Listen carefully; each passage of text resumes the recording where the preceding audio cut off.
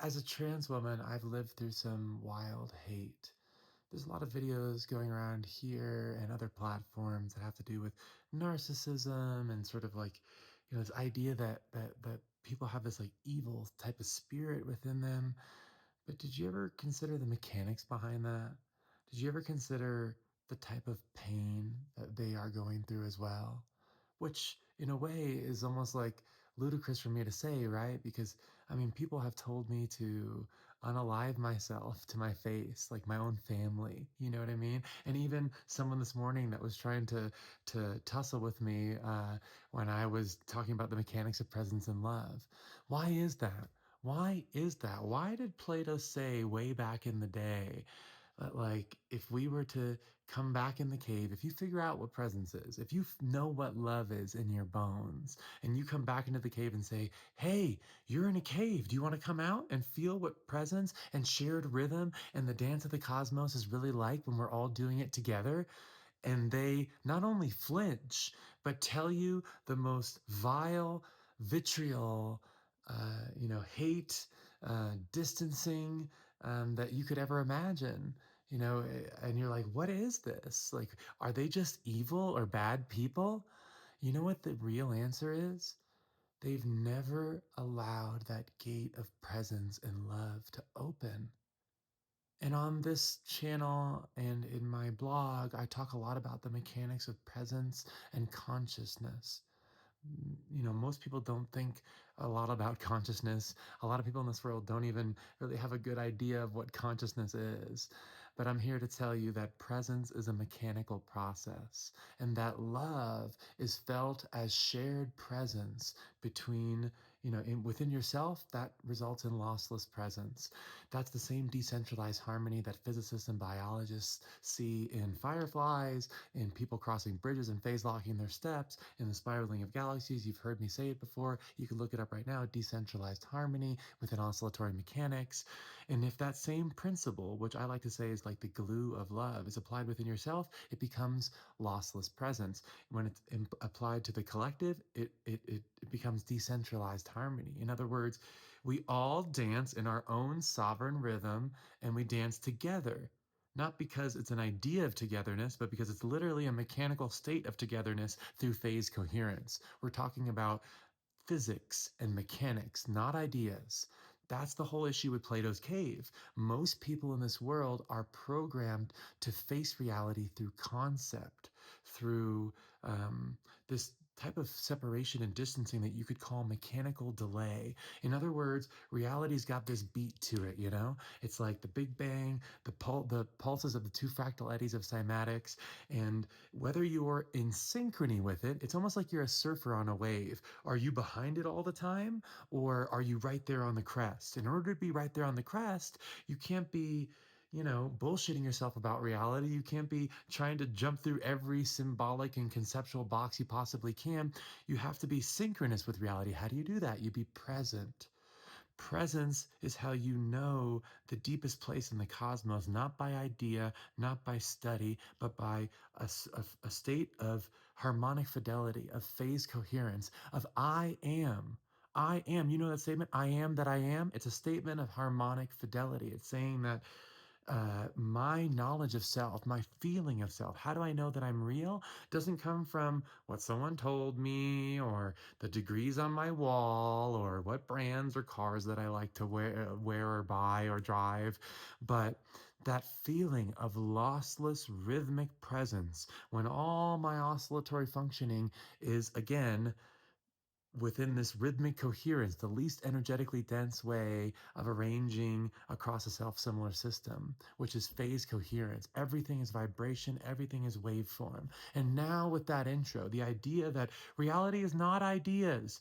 That was the issue with Plato's cave. Reality is not a set of separate listless things. It's all one rhythm of the one. And if you've built your whole life off of resisting that rhythm because safety for you is some type of control game, imagine what it would be if someone reminded you what presence was. Hey, remember that thing? We could just let the light all the way through. Do you want to do that with me? And I don't even want to say here to get restricted on the number of terrible things that have been told to me. Even this morning, someone was going off, and I invited them back out of the cave, and they snapped at it again. And the thing is that my heart breaks even for them, right? Because what is a life that you've never let that rhythm in? What is a life that for you, love is some sort of like safe concept that you keep in a box on your shelf and like open it up every now and then to sort of get a taste before you get too afraid and put it back at a safe distance? And that's really what it is. That's the saddest part about this. You know, my own father had told me to. I don't want to break the thing here, but you know, I came to him in a moment of need in this process of coming out, and you know, he basically said to perish from this earth type of thing. Um, and at the time, I couldn't figure it out. Like, why would my entire family abandon me when I was the most true? That's the thing, because in my life, if you would have told me 10 or 15 years ago that I was trans, I probably would have fallen right back into the box that they put me in and said, I can't be, because then I would be someone the world doesn't like and my family's going to abandon me, which they did. But then I figured out that the only time I ever felt real when I was honest in presence, not because I wanted to be a certain way or it was more attractive to people or whatever it may be, it was me. And I found myself not because I, you know, put values on a spreadsheet, but because rhythmic coherence felt as presence is undeniable. It's letting the light all the way through. It's standing outside of Plato's cave and saying, this is what the sunlight feels like. And I am never going back into the shadows. And once you feel that, you go back into the shadows and you say, hey, guys, wouldn't it be a lot cooler if we were just all like rhythmically entrained to the same source signal? You know, that one mind that we all emanate from? And they freak out. They're like rabid dogs in chains. And I'm not here to say they're evil people. I'm trying to point out that this is a mechanical failure, kind of like they're trying to let the sunlight all the way through. And instead of being able to let it through, it has to go through a billion filters that they program their brain in for the entire time. So I call this interfacing with reality. It's almost like reality is always trying to volley that one God photon you can say to you in this one non-linear mind. You know, what I call the nonlinear frequency globe. You can find more on my blog. But regardless, you know, we all come from the same place. We all emanate from the same wellspring of love. And because of the way that we've had to live our clumsy anthropoid ape society, so many of us for generations have been programmed to never look directly at the sun. Do you know how sad that is? To go through your whole life without ever feeling what presence is? How could you ever love anything, even yourself, if you can't feel your own presence? If you can't be really right here, right now, in this reality? So even when they're yelling things at me that no child should ever hear from a parent, even when people online, I say, hey, this is the way to dance in the decentralized dance, they're like, why are you trying to be above us? Why are you trying to do this? And I see it in their eyes, that little kid who never let the love all the way in, who was never given a chance to feel what presence was. And it's not, yeah, sure, some of this edges into criminal behavior, abusive behavior, and that should be dealt with as it should. But I'm giving you the deeper issue, not the social issue. I'm giving you the consciousness issue. And that's why we're in a phase transition. That's why you see all these videos on here of people saying, hey, the empaths, aren't you, taking yourself out of society because you realize that it's fake? And this is what's happening. We are a unfolding concrescence of a cymatic process of that one mind unfolding through rhythmic convergence across the density of time. In other words, as entropy continues, more and more waves come from those fractalized cymatic pulses. And kind of like sacred geometry that's just getting denser and denser. We aren't things. You ever been to science class and they're like, you zoom in on this desk and all of a sudden you see like the atomic level. Yeah, we aren't things. And below the atomic level, below the Planck scale, the vibratory scale, waveform. And so if you think about it, wait a second, that's right. We aren't things. It all goes together. It's all the same rhythmic process. It's all the same cymatic unfolding. So why don't I feel that in my head? You've never let the light all the way in. You never realized you were in a cave. And that doesn't make you a bad or evil person. So, like, I call it the conceptual coupler, the interfacing of consciousness, right? It's like the way reality volleys at you, there's like almost like a film between you and reality, or the way that you interface with reality, right? And if that's clear glass, you could say, like if you're directly coupling to the frequency of reality, in other words, the frequency coupler, you could say coupler is just a mechanical term to say the way you interact with reality, the way you interface with reality. And if it's clear, in other words, I'm getting the full signal of reality. I'm not bullshitting myself. I'm not trying to flinch. I'm not trying to like judge it. I'm not trying to put it in a box. I'm just trying to face reality for exactly what it is and exactly who I am as well. Not who I thought I was, not who they told me I was, but who I am when I feel myself in presence. Because reality is not ideas, reality is rhythm. So do you see what we're getting to? Truth is not another idea. Truth is not another equation, even. That's a way to describe the sunlight. Do you get it? We're pointing at the moon. In the end, the only way to know yourself, the only way to state I am as a harmonic statement of identity through fidelity of, phase coherence with the one mind. Or in other words, I know myself by letting the light all the way through. I know myself when I stand outside of Plato's cave and feel what the sunlight is on my skin. Not in the cave thinking, well, I'm kind of like this, and they told me I'm like that, and I did pass that class in college, and I do have this degree. No, how you feel yourself at your core. And so when you're conceptually coupled, you can see how it distorts reality, right? It's like that one volley wants to come back in, and instead of getting to you cleanly, you put it in this box, that box. You got to slice it this way, slice it that way. There's always another slice. And in those slice, what do? You're losing parts of the signal. Do you hear it? It's not all those Zen masters for all those years, and the old Zen koans, they're all pointing to the same thing. I'm just telling you that the anchor is not your own, I'm separate from everything and let me just equalize and find my little kumbaya in my own head outside of everything. It's saying no. Instead, I'm going to entrain to the true nature of reality by letting the light all the way through and letting my nodal oscillatory processes entrain to that rhythm. So when I feel myself, I'm losslessly present. I'm present without another little rumination popping up or saying this or that, or I got to slice it this way or that way. So you can see how the conceptual coupler alters things. And when it alters things in ways that like concepts have to be stacked and compared. Concepts are not waveform harmonics. Concepts are not, you don't go to a dance floor and think, all right, then there's going to be this key change, then it's going to be that key change.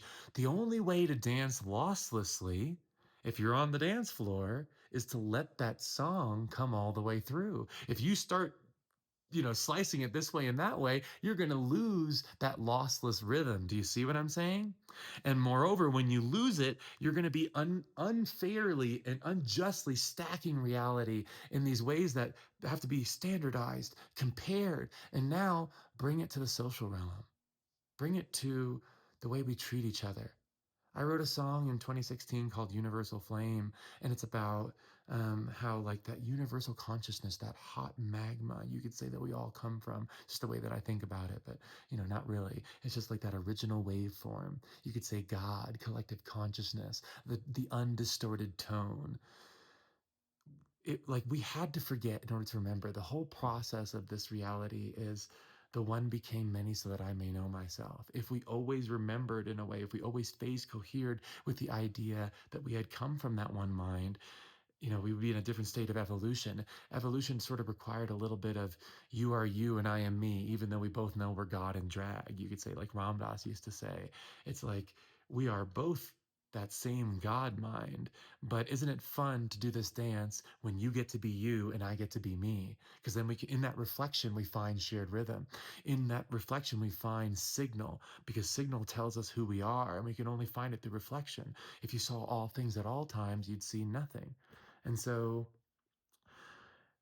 that conceptual coupler again can distort the your notions of reality and your notions of self. And both of those are so heartbreaking, right? I mean, like, we have this one precious life. I don't know if you have kids, I don't know if you have loved ones, right? But imagine constantly and always painting them in boxes, because if you can't be present with yourself, how could you ever know them in presence too? How could you ever know their true waveform if you can never know your own? Because you're always trying to put a new label on it, a new box on it, a new piece of stained glass on it, a new way to separate yourself, because please, love has never been taught to me to be safe. Because I learned to control reality by basically bringing it into a stranglehold, and in the end, they take real love, real softness as domination, because they've never learned it. They think you're trying to manipulate them. They're trying to say, how could anyone just offer me unconditional love? You know how many times my family said there's no such thing as unconditional love? And then, people on the comments supporting my family say the same thing. There's no such thing as unconditional love. Yeah, you know what it is? Some people call it God. Some people call it collective consciousness. I call it rhythm. I call it rhythm and timing. I call it in knowing that you're connected to the all by your own presence. Presence is the gate. Do you see it now? Not an idea, not a robe, not a chant, not an ashram for 40 years, but your own mechanical state of lossless presence. Now, the people who are conceptually coupled who have been hurt dearly in their childhood, that's when it becomes vicious. That's when they will lash out in ways that become violent, that become, treacherous in ways that can even become criminal, because they've never felt safety in love. For them, safety is separation, safety is distance, safety is control. All those things are sitting in Plato's cave and staring at the wall. They're being chained up in Plato's cave and never knowing that there was sunlight outside that cave. And when someone comes in to tug on the chains and say, "Hey, come on, do you want to come out?" They're like a rabid dog foaming at the mouth with insults, with perish from this earth, with all the most terrible things you can think. And that's why it's happening. Not because they're jerks, not because they're bad people in that sense, because inside there's a little kid in there that's never been given the love. Do you see it?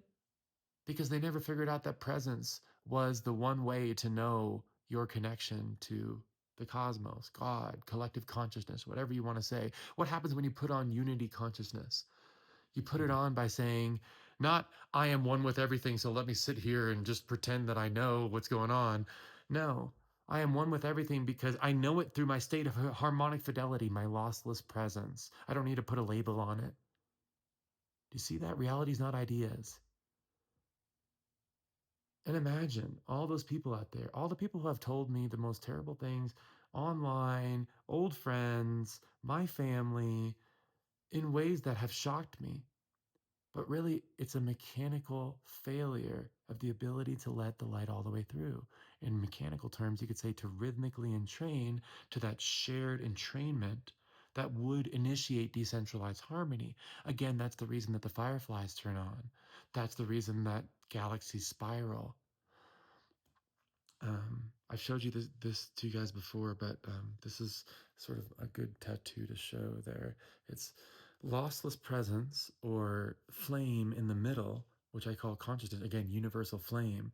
We lost that across time. The rhythm of reality, the two counter-rotating spirals of cymatics, those polar fractal eddies that you could see. Search up YouTube right now, Cymatics, and you'll find these two polar fractal eddies. Reality is frequency, and in order to ride that wave, you don't concept yourself into it. You don't resist yourself into it.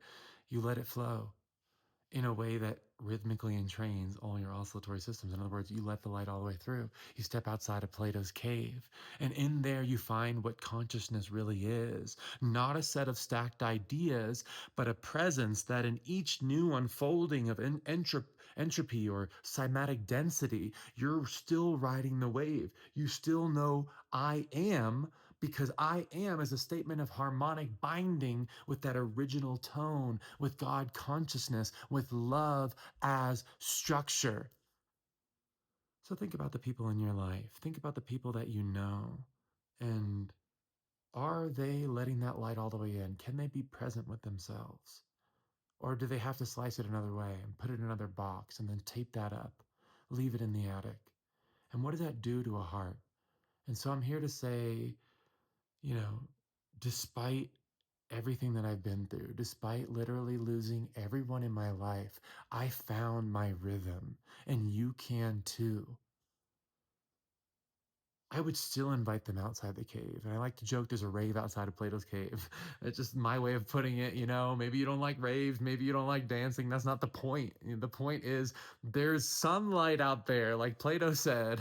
And in order to feel that, it's not another idea, it's not another flinch, it's not another resistance. It's you saying, I want to know this through being harmonically bound to it, through feeling it all the way through looking straight at reality with no flinch, by letting it all touch my entire soul. And when I do that, how do I know? Because I wrote another book? No. Because someone else told me? No. Because I feel very real by being rhythmically entrained, by being losslessly present, present without delay.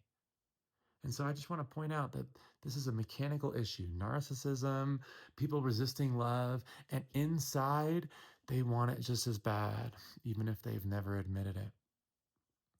So, for those of us out there that can hold love when no one else can, for those of us out there who you could call flame or structural fidelity under pressure, to know what love is when everyone else decides to run straight back into the cave and insult you while they're doing it, let's continue to dance. We don't need to convince anybody. All you got to do is dance, and dance in your signals so loud and so bold. I like to say shaking my booty outside of Plato's cave, but people are like, what do you mean by that? I'm like, as a trans woman, that's just my sovereign signal. I waited like all my life to be able to be like in a cute outfit at a rave.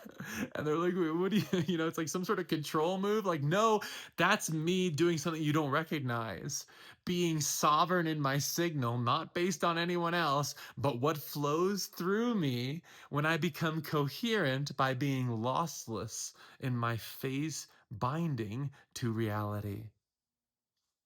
So we don't need to convince anybody. All you frequency feelers out there, all you lovers out there, let's love harder. Not to push anything on them, but just to shine so bright. Oh my gosh, doesn't it seem so much more fun to be in the sunlight dancing than in that cave? Don't you want to feel what love is? And when we all feel it together, that's decentralized harmony at a human level, at a collective level. And we can do it just like the fireflies, just like the galaxies, just like heart arrhythmia research, just like people crossing a bridge and phase locking their steps. When you get rid of the ideas like metronomes syncing up, if they were to have like this delay based function, if you get rid of the delay on a vibratory field, they all sync up. That's just the rhythm of reality. It's not an idea. It's not a metaphor. It's a mechanical state of presence. That's the gate to love. Do you get it? Love is the glue. The gate is presence. So if you're with me, if you feel me, I'm dancing outside the rave. Let's do this. Who's bringing the art cars if you're a burner? But yeah, I'll see you at sunrise.